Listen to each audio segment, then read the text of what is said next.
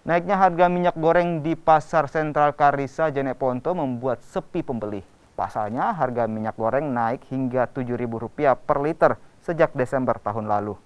Harga minyak goreng umumnya dijual Rp12.000 per liter, namun kini telah menembus Rp19.000 per liter. Para pedagang dan pembeli hanya bisa berharap pemerintah segera turun tangan agar harga bisa kembali normal.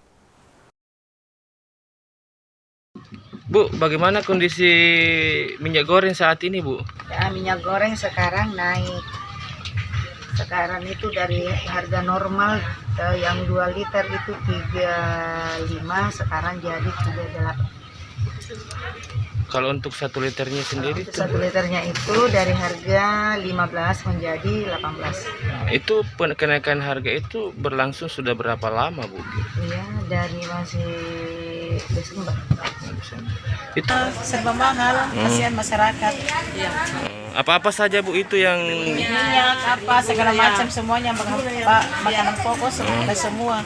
kalau untuk harga minyak sendiri, Bu, yang kita beli itu untuk 1 liter berapa harganya, Bu, yang kita beli? 19.000 ya. Yang 900 gram. Nah, yang sebelumnya berapa, Bu? 16.000. 16.000, sekarang naik jadi 19.000 ya?